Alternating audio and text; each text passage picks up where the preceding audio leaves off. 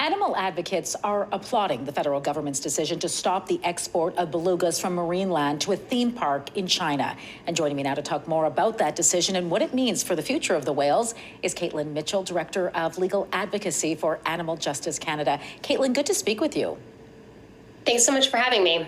First, can you give us an idea just how significant this decision by the federal government is?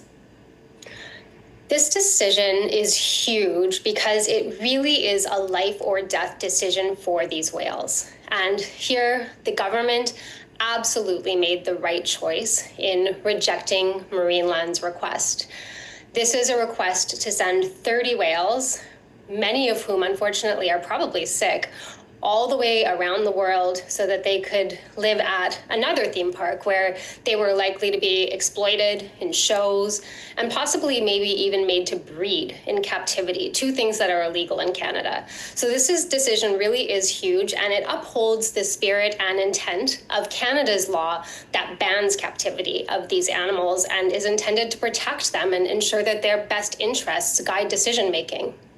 What about the welfare implications for the belugas now that will continue to be held at Marineland?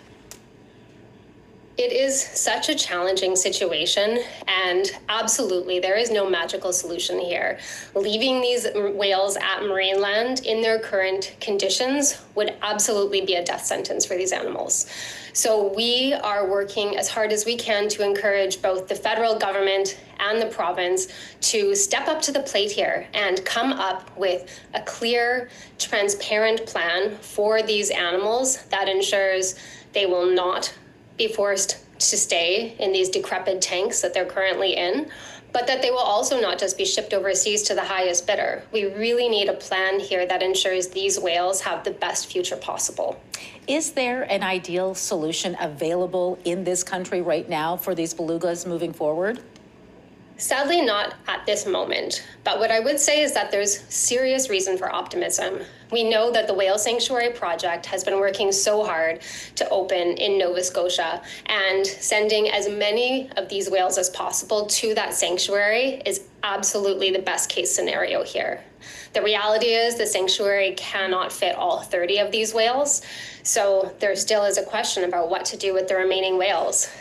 Sadly, I think many of them may be too sick to be transported anywhere. So we will need Ontario to step up and improve the conditions that they're in, ensure they get the veterinary care they need, and send Marineland the bill. Is there a place for belugas in, captivity for entertainment purposes in this day and age? No.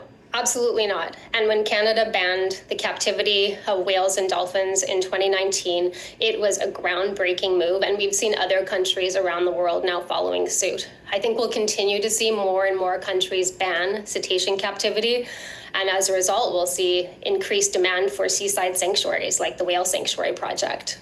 Well, Caitlin, I want to thank you for your insight into this tonight. It was great speaking with you. Well, thanks so much for your attention to this really serious issue.